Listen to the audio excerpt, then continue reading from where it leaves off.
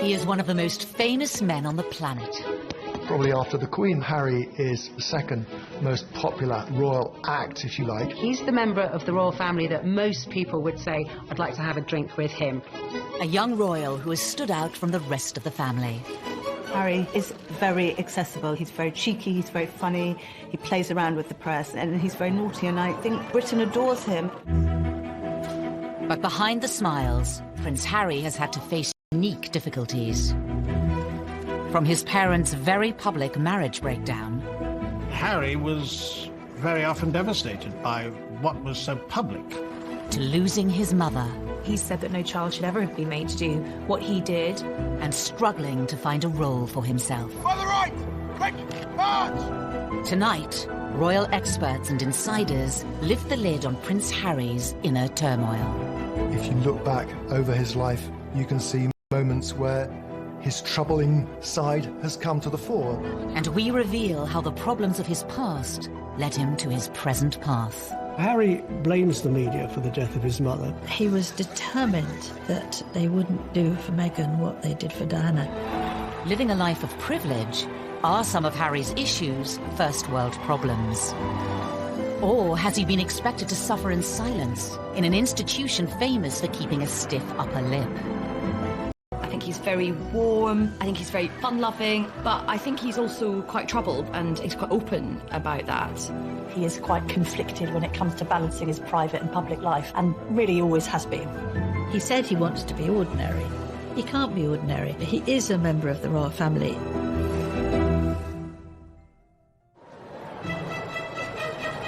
The 15th of September, 1984. The nation was at fever pitch for the birth of Prince Charles and Princess Diana's second child. Britain loves the birth of a royal baby. Charles and Diana were hugely popular, and everybody wanted to see whether they were going to have a little girl or a little boy. Crowds were gathering outside the hospital, outside the gates of Buckingham Palace, and they wanted to see who was going to be on the tea towel. The guy was christened in this. Looks remarkably well displayed. From the beginning, the spotlight was on the young Prince Harry. For Diana to have another child in fairly swift succession was of course joyous, and then when the child grew up and had ginger hair, and I think even from an early age has been quite cheeky with photographers and seemed to be quite contrasted to William in his temperament, there was of course excitement about him. When it comes to dealing with the press, Hung out at the press totally endeared him to the public because people thought, here is a royal who not one. He is one of the most famous men on the planet. Probably after the Queen, Harry is the second most popular royal act, if you like. He's the member of the royal family that most people would say, I'd like to have a drink with him. A young royal who has stood out from the rest of the family. Harry is very accessible. He's very cheeky, he's very funny, he plays around with the press, and he's very naughty, and I think Britain adores him. But behind the smiles, Prince Harry has had to face unique difficulties. From his parents' very public marriage breakdown. Harry was very often devastated by what was so public. To losing his mother. he said that no child should ever be made to do what he did. And struggling to find a role for himself. On the right! Quick! March! Tonight, royal experts and insiders lift the lid on Prince Harry's inner turmoil. If you look back over his life, you can see moments where his troubling side has come to the fore. And we reveal how the problems of his past led him to his present path. Harry blames the media for the death of his mother. He was determined that they wouldn't do for Meghan what they did for Diana. Living a life of privilege, are some of Harry's issues first world problems? Or has he been expected to suffer in silence in an institution famous for keeping a stiff upper lip? I think he's very warm, I think he's very fun-loving, but I think he's also quite troubled and he's quite open about that. He is quite conflicted when it comes to balancing his private and public life, and really always has been. He said he wants to be ordinary. He can't be ordinary. He is a member of the royal family.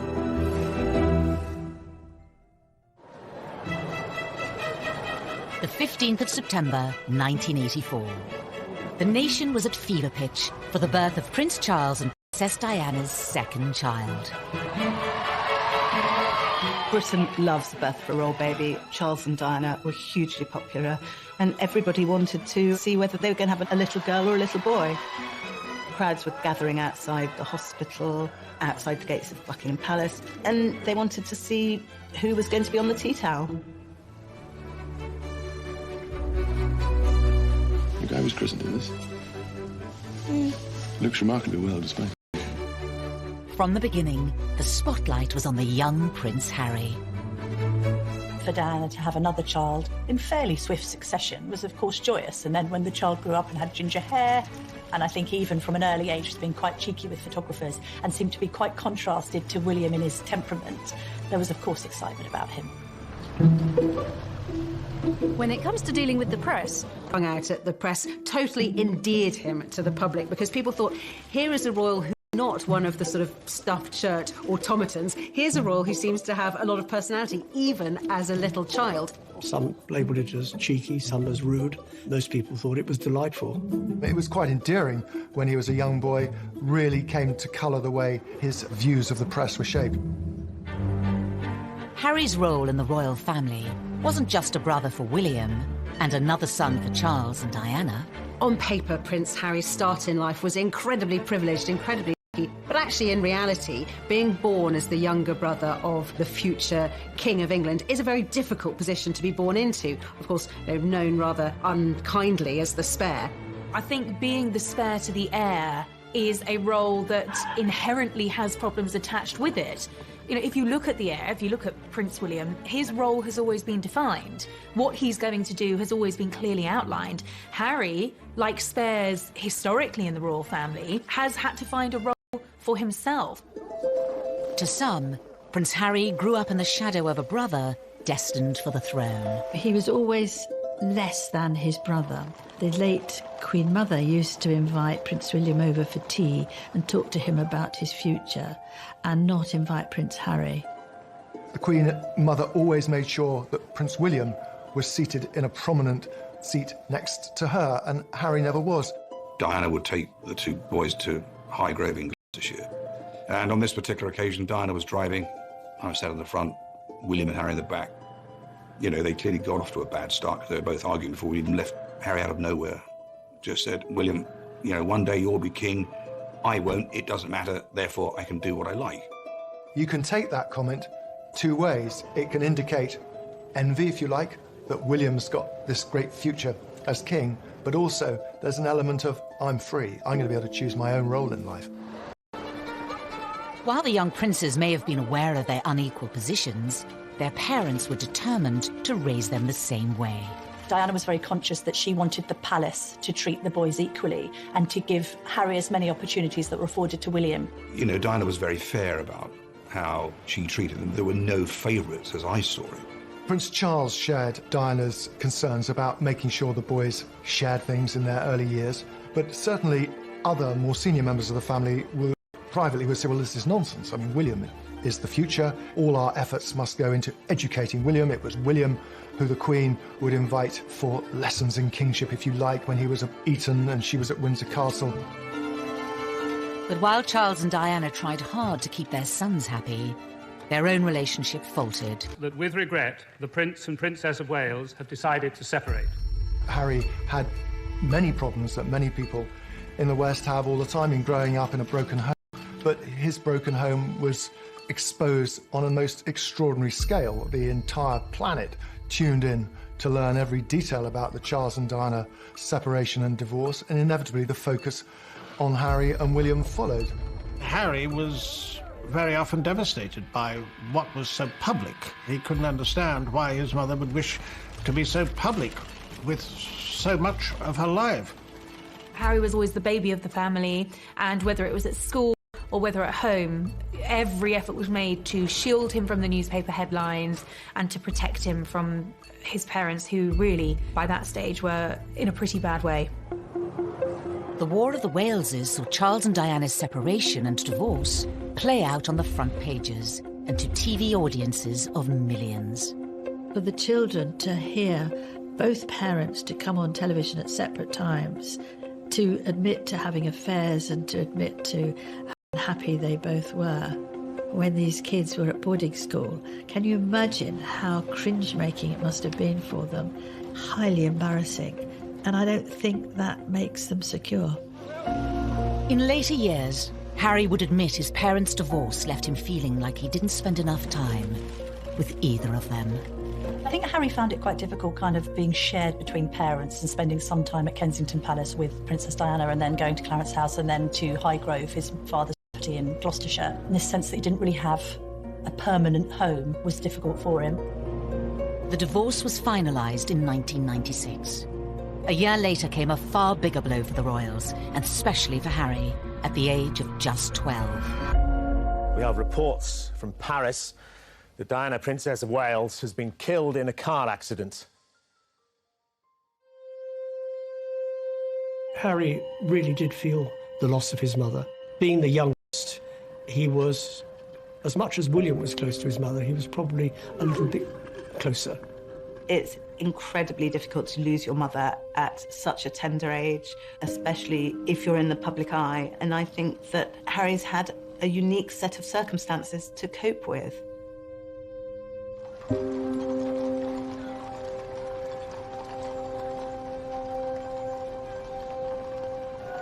Less than a week after Diana died, her funeral was watched around the world by around 2.5 billion people. I don't think anyone will ever forget the sight of Harry walking behind his mother's coffin. So small, so young, so grief-stricken. But this is part of it's been very difficult for him. There's a mantra within the royal circles that you do not wear private grief on a public sleeve. And they were incredibly brave in the way they presented themselves. All around them, people were caterwauling, weeping, wailing, and anybody hearing that would break down. But no, they didn't. Which was actually very selfish of most people, because somewhere in amongst all that national outpouring of grief, the private grief of the boys got lost. Ever since Diana's death, Harry has been in no doubt about who he blames for the tragedy. I think it was inevitable that Harry blamed the press for the death of his mother. In fact, it was much more grey. There were a lot of photographers outside the Ritz Hotel, but both Diana and Dodi chose to go out that evening. Being part of this family and this role and this job, every single time I see a camera, every single time I hear a click, every single time I see a flash, it takes me straight back. So in that respect, it's the worst reminder of her life as opposed to the best. For 2 decades, Harry said very little about losing his mother. But in recent years, he has lifted the lid on the emotional turmoil he's been experiencing. He said that no child should ever have been made to do what he did. The experience of that, the trauma of losing his mother, has culminated in years of personal crises for the prince, something that he's struggled with in adulthood.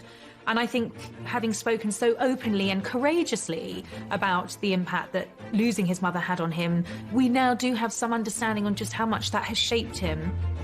Harry revealed he had been seeing a mental health professional to help him with his grief.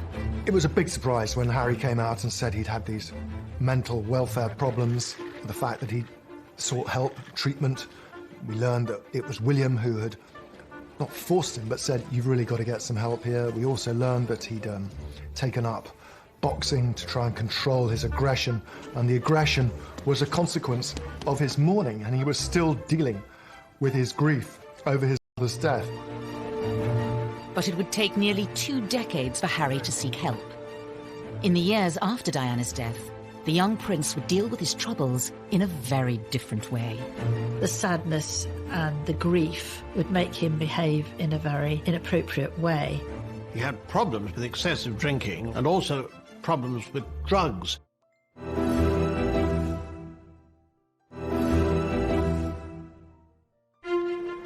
By the early 2000s, Prince Harry was privately mourning the loss of his mother. Prince Harry told me that for years he buried his head in the sand, and he did this from quite an early age. But in public, he was gaining a reputation. The party prince, the playboy prince, the hard-drinking prince. The first time I ever met Prince Harry, he was at a nightclub. It was the year of his A-levels. He was meant to be at home revising, and he was at the Kensington Roof Gardens, knocking back vodka shots, smoking Marlboro Lights, surrounded by a group of gorgeous blondes. That was Prince Harry. Harry's wilder side had emerged even before reaching his A-levels.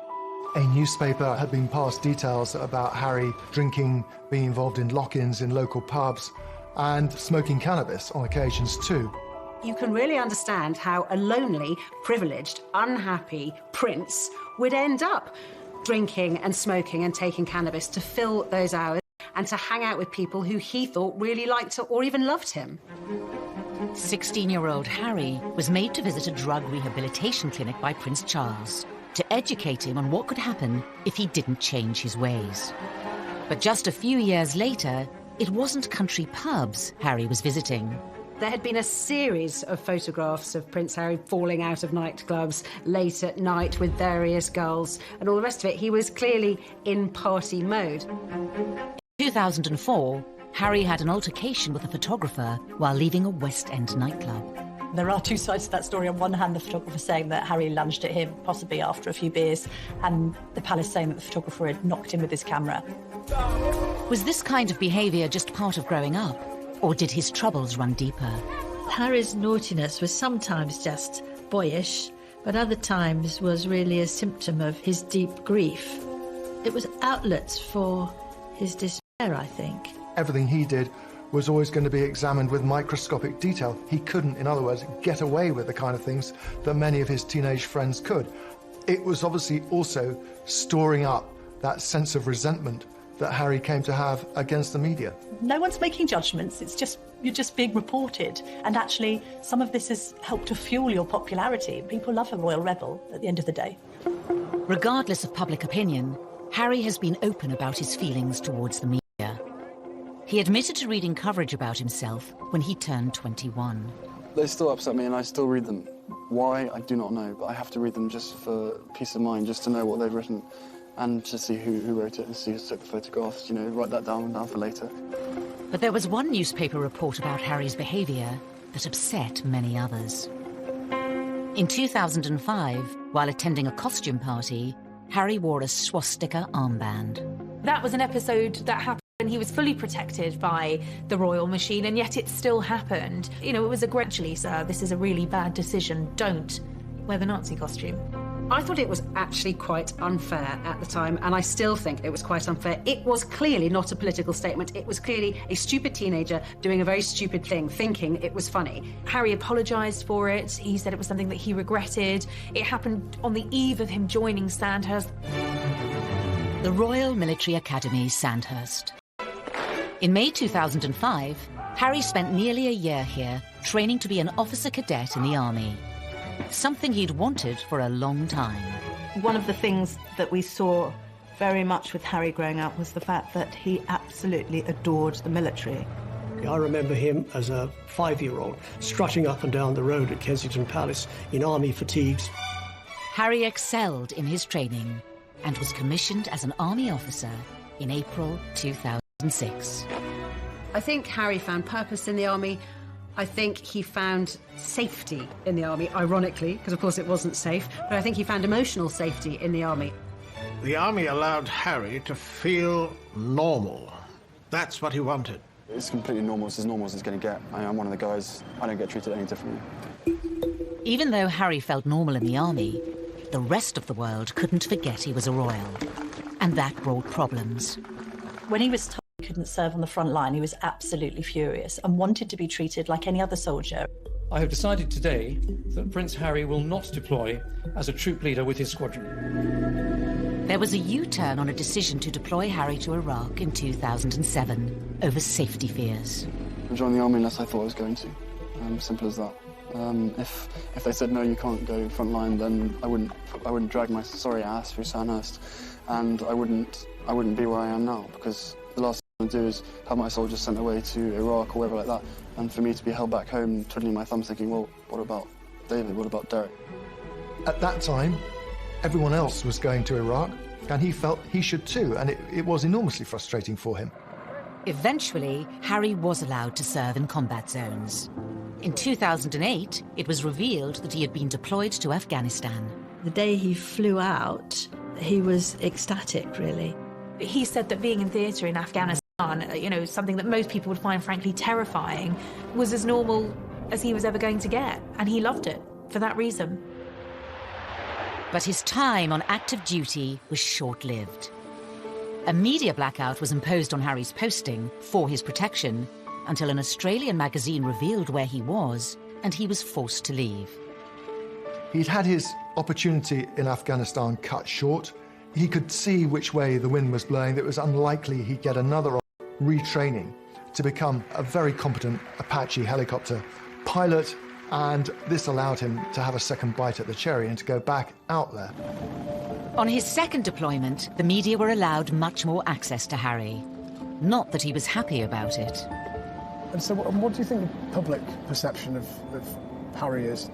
I don't know, it fluctuates. It depends on what the media want to write, I suppose. I mean, you know, I'm out here doing a job and I really enjoy it. I never wanted you guys to be out, but there was an agreement made to invite you out on the deal that the media didn't speculate before my deployment. That's the only reason you guys are out here. Harry may not have wanted the cameras there, but it did give the world a chance to see him in his element. If you speak to anybody in the military, they will always say he was absolutely fantastic. Being dragged away from my guys, I think it was all done, it wasn't done in the wrong way, but it was just...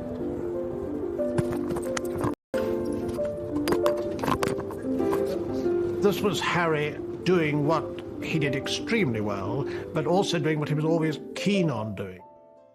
In January 2013, Harry returned to the UK after a successful deployment, but there were questions over what was next for him. Because of who he was, it was no longer possible for him to pursue that career. And then what happens? He's left really without a job, without a purpose. He was doing something he felt comfortable with. The army, and anybody who has made a career in the army would tell you military is family, and he felt at home. There was camaraderie. And by the time he got out, he was a little bit lost because he really didn't know what to do, and that winds back to the spare. There is no defined role for that spare.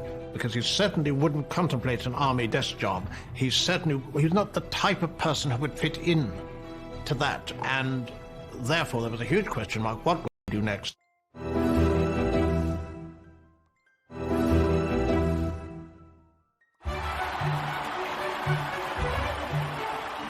In April 2011, the world watched as the future King of the United Kingdom married his Queen.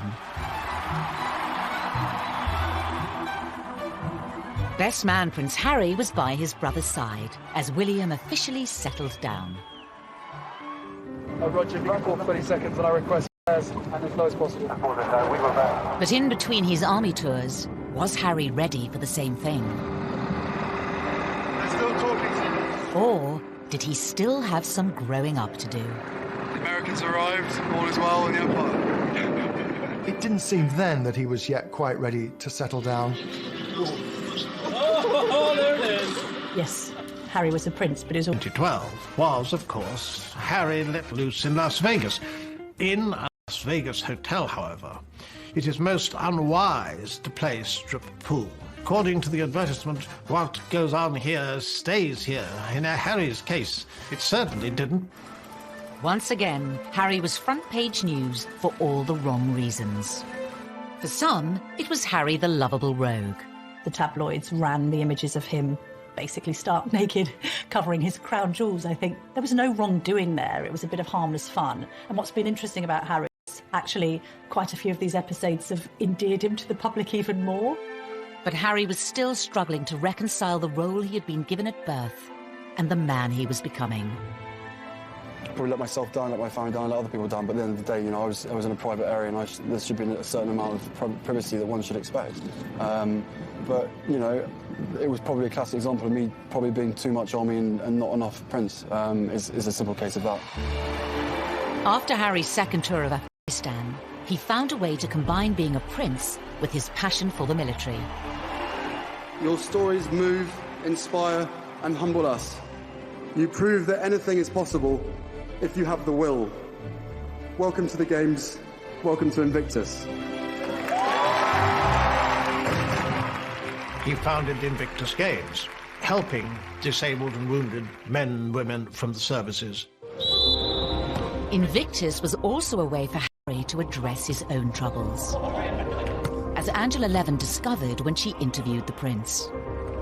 I said, well, my first question, Your Highness, is that I've seen you on so many occasions with people who are damaged, with the young, teenagers, ex-servicemen and women, and you are completely brilliant with them. You know what to say and the way to say it. And I wondered whether you were using these occasions to also help yourself with your own mental health issues. Absolute silence, and I thought, help, I'm going to be thrown out. Seemed like ages, and then he said, that's a really big question. Silence. And he said, you're right, of course. He felt that he was helping others who were probably suffering the same as he was, because those in the Invictus Games, they're also suffering. This was Harry's way, undoubtedly, of continuing links with the military, which he wouldn't do from a desk job, but wanted to do in the wider world, following his mother's footsteps as well for charitable activities. Harry had created an outlet that gave him a purpose and allowed him to help others. But what about his private life? His relationship with his brother was always close. Every year, but he is the one person on this earth who I can actually really, we can talk about anything and we understand each other and we give each other support and everything. They were two peas in a pod. They looked out for each other. My brothers not lovers, right? There's a difference. It's a bit weird. For some, Harry gaining a sister-in-law highlighted the need for him to move on and find his own partner. Inevitably, there was sort of a little bit of gentle mockery about him as a sort of the third person in the marriage of William and Kate on this occasion, of course, because they were so close, they did things together. There's an awkwardness to that scenario, a couple trying to carve their own path as newlyweds, and then a prince who's got a great deal to offer, and which takes precedence, and who's more popular when it comes to the press, and how does that work in tandem? So I think there was always friction in that regard with the three of them. Ladies and gentlemen, on behalf of the captain and crew, welcome aboard this flight. We hope you enjoy flying with us. Before takeoff, we would like to encourage all passengers to watch our cabin crew display the safety features of the aircraft. 10, 9, 8, 7, 6, 5, 4, 3, 2, 1, 0.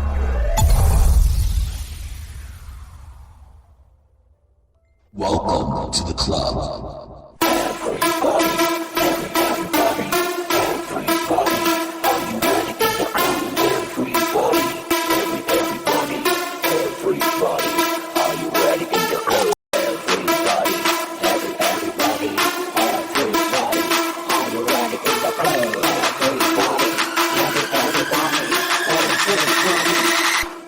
Drop the bass. I think what changed things for Harry was William having his own children, and Harry looking on at Kensington Palace where they were neighbours and thinking that he probably wanted that for himself. It's fantastic to have another addition to the family. I only hope my brother knows how expensive my sitting charges are.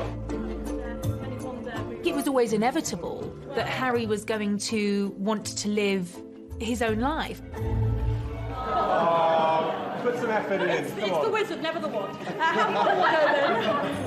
But for Harry, finding a princess of his own would prove difficult.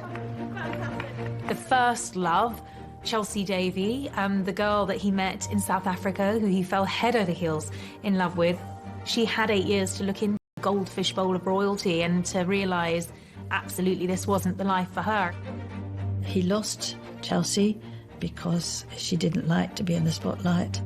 Harry was disappointed, but he was very much younger. Relationship with Cressida Bonus, who was a budding actress. And she, too, didn't like the idea of media intrusion.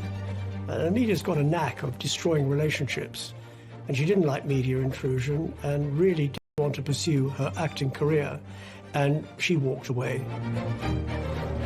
For years, Harry was troubled by his position and the scrutiny that came with it, which would scare women away. It's quite sad when he's one of the world's most eligible bachelors, and at the same time not seeming to be able to find somebody who will take on the job of being in the public eye. There is this sense that they loved him but didn't love the idea of being royal. Meghan Markle entered Harry's life, offering him a genuine chance at happiness. After rumours of a relationship, the pair appeared in public together for the first time in September 2017 at the Invictus Games in Toronto. Meghan was different in many ways. She had a degree of fame and had lived through that herself. She was incredibly accomplished as a public performer, as an actress. It gave her great confidence. She seemed incredibly secure herself, and she was that much older than these girls that had gone before. She'd also, of course, been married, which added an entirely different layer to the relationship. Good grief, you know, Prince Harry is punching above his weight here. There's this amazingly glamorous American actress. When I walked into that room and saw her, and there she was sitting there, I was like, OK, well, I'm going to have to up my game. It was almost as if she was a ready-made royal, and therefore a perfect fit for him. In this strong, striking, confident woman, there was actually someone who was very capable of handling the pressure and the scrutiny of being in the public eye. That was something that neither of his two girlfriends had been willing to take on. But the scrutiny would soon affect Prince Harry and his new girlfriend. He issued an unprecedented statement saying, Meghan Markle has been subject to a wave of abuse and harassment.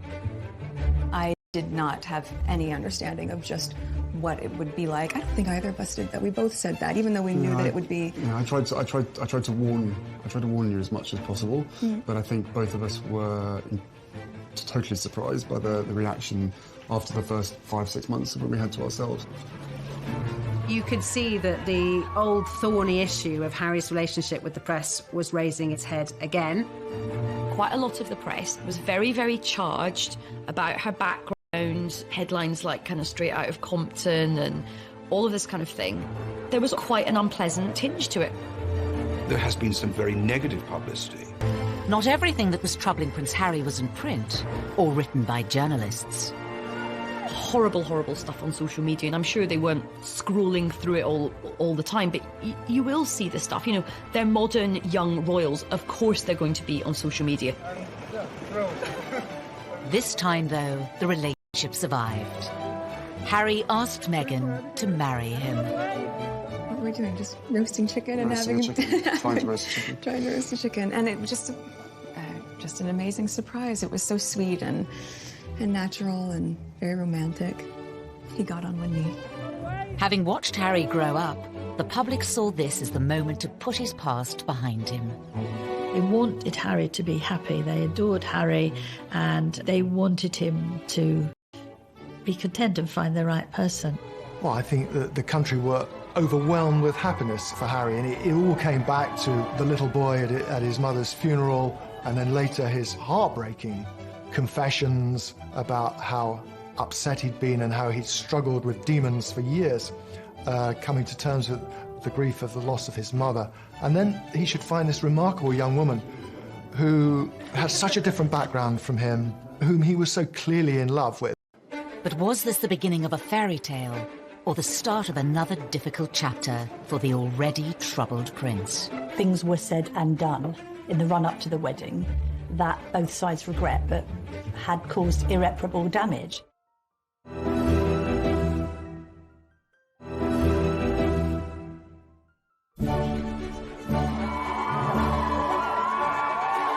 On the 19th of May 2018, all eyes were on St. George's Chapel in Windsor. The wedding day was wonderful. Meghan looked beautiful in her dress. Harry couldn't have looked happier. The ceremony itself was so vibrant, it was so new, it was so different, it was so unique to the two of them. And I think it was the start of something very, very happy and very, very special. Nobody can deny that the wedding day itself was sparkling. It was magic. It was like Disneyland. But not long after, Harry was once again facing familiar troubles with the press. The wheels started to come off amid suggestions that the couple had been a bit difficult over the planning of the wedding, and that demands were being made that perhaps weren't quite in proportion with their place in the royal pecking order. He said before the wedding, what Meghan wants, Meghan gets. And I think he defers to her a great deal. She's a very confident, articulate woman who's done very well for herself, because she's never been a member of the royal family. But she won't be confined by protocol. The level of perceived criticism against Meghan is something many say has had a profound effect on Harry. He saw echoes of what had happened with his own mother and thought, I'm going to speak out about it. And I know a lot of the press were very, very angry about this. So people were saying, how dare he have the temerity to break this code, that you would never, ever complain. But unlike other members of his family, Harry has not always observed the royal code of silence. After the birth of his and Meghan's son Archie, he became even more defiant. I will always protect my family, and now I have a family to protect. Everything that she went through and what happened to her is incredibly raw every single day, and that's not me being paranoid, that's just me not wanting a repeat of the past. And if anybody else knew what I knew, be it a father, be it a husband, be it anyone, you'd probably be doing exactly what I'm doing as well. I think Harry fears that there will be parallels between his own relationship and that of his mother, and he's very keen to protect Meghan and Archie. I mean, I have the two best guys in the world, so I'm really happy. Harry is so protective of Meghan because of his mother and this idea that he doesn't want any other woman in his life going through what Diana went through. The trouble is with that is he has rewritten history somewhat, because although there was undoubtedly a hounding of Diana, there was also a manipulation of the press. In the eyes of some, criticising the press for criticising them hasn't always been warranted.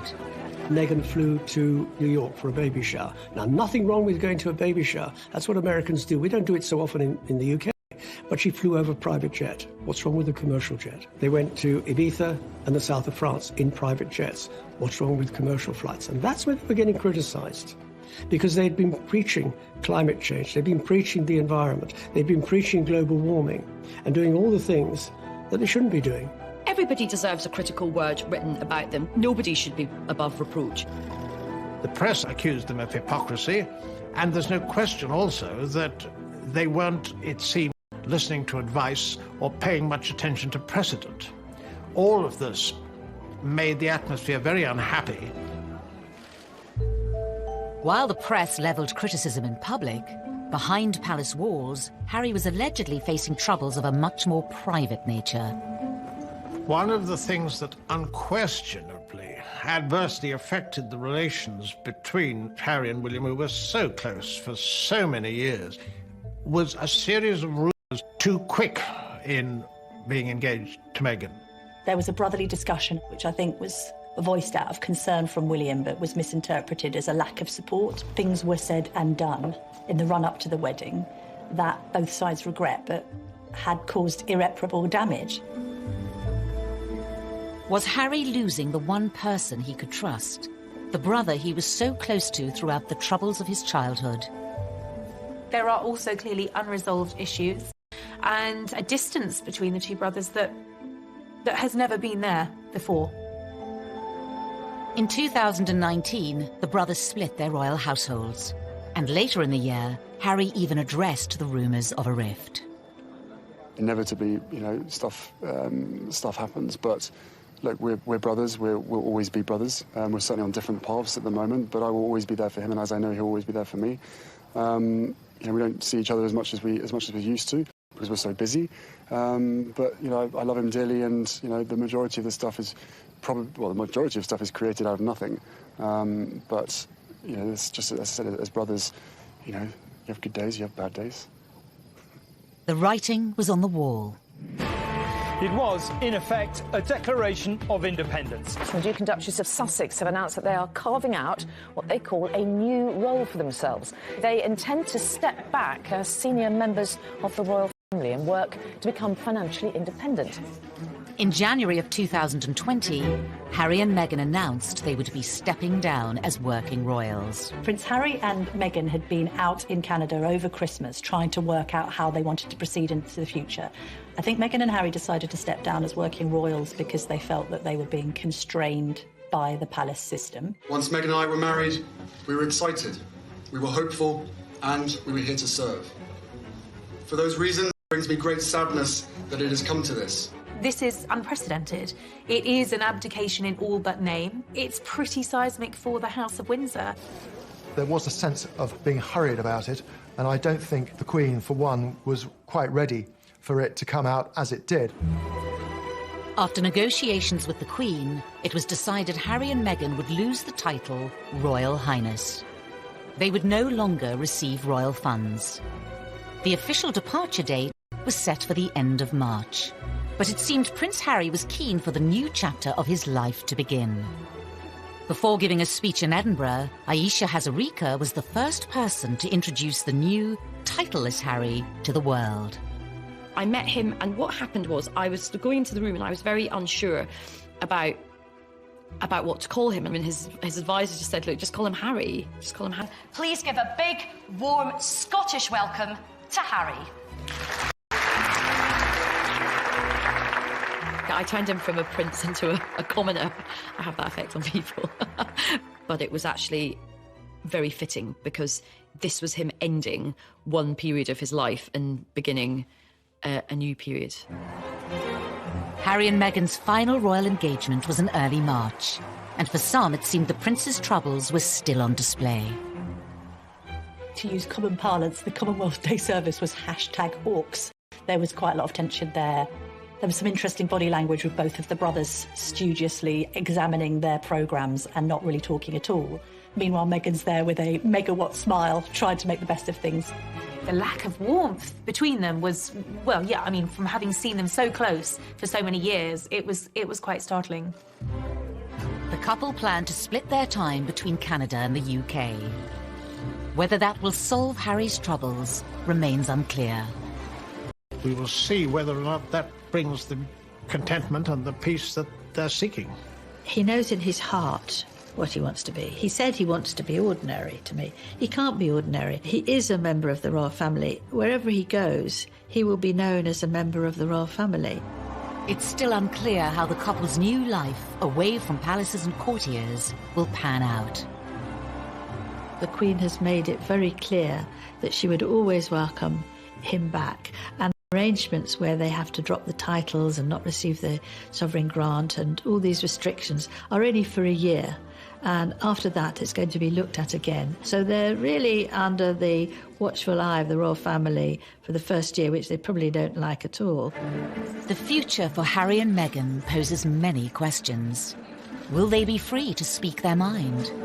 Recently, Harry was caught off guard by Russian comedians in a prank phone call in which he spoke candidly, unaware it was a hoax. I don't mind saying this to you guys. I think the mere fact that Donald Trump is pushing the coal industry so big in America, he has blood on his hands, because the effect that has on the climate and on the island nations far, far away, again, out of sight, out of mind. I think he's definitely going to be off the leash. I mean, I don't get the impression he's going to be sort of gratuitously, confessing all, but there will come a point where I think the lid will get lifted on this whole saga. Despite his popularity with the British public, Harry has long been a troubled prince. Will his dramatic break from the royal family finally allow him the freedom to start a new life and leave his troubles behind? Maybe it'll work for them. Maybe he'll be a much more... They find themselves and they are equally as successful as they have been. There is a great sense of loss, that this is Britain's loss, this is the royal family's loss. At the end of the day, and it's North America's gain.